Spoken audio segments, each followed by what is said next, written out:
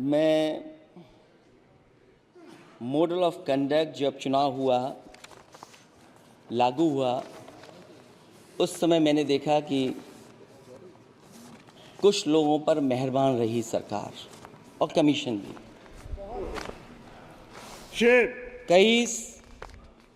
मैं बहुत डिटेल में नहीं जाना चाहता हूं अध्यक्ष महोदय, लेकिन कहीं ना कहीं प्रश्न उस संस्था पे भी लगा है, और अगर उस संस्था पर प्रश्न लगा है तो लगाने वाली सरकार की वजह से लगा है।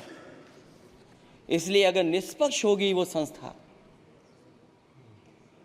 तो न केवल हमारा लोकतंत्र स्वस्थ होगा, बल्कि हमारे लोकतंत्र और मजबूत दुनिया में दिखाई देगा।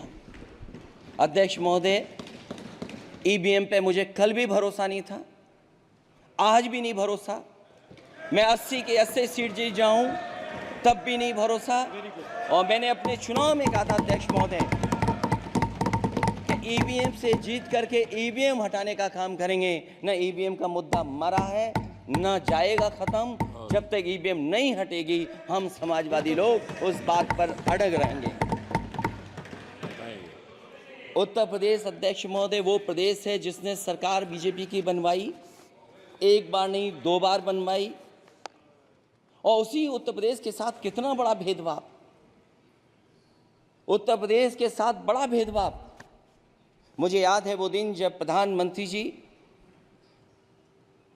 एयरफोर्स के सबसे भारी वाहन हवाई जहाज से उतरे थे सड़क पर। वो अलग बात है कि उस प्रदेश के मुख्यमंत्री उनके साथ नहीं बैठ पाए थे, लेकिन वो एक्सप्रेसवे जो बना था और आज भी जो उत्तर प्रदेश में बन रहे हैं वो उत्तर प्रदेश के बजट से बन रहे हैं। लेकिन दिल्ली की तरफ से कोई एक्सप्रेसवे अभी नहीं दिया गया है। न केवल इंफ्रास्ट्रक्चर में भेदभाव हुआ है, बल्कि हमें याद है कि प्रधानमंत्री जी ने बड़े पैमाने पे गांव गोद लिए थे। और सोचिए, अगर देश के प्रधान सांसद अगर किसी गांव को गोद ले लें और उस गांव की तस्वीर न बदले, तो शायद मैं नहीं समझता हूं कि किसी गांव की तस्वीर 10 साल में बदली होगी। मुझे वो गांव जिसको उन्होंने गोद लिया,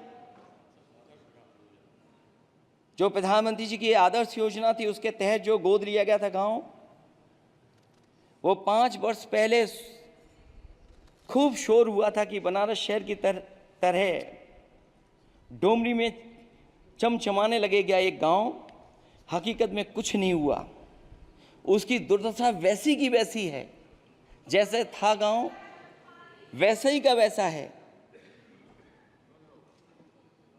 टूटी सड़कें, कच्ची पगडंडियां, उखड़े और टूटे हुए ईंट के खंजे, बदहाल हैंडपंप, पावरलूम और पंखे के जाली के कारखाने को आखिर कब तक रफ्तार मिलेगी जो उस गांव में काम होता था, लोग करते थे।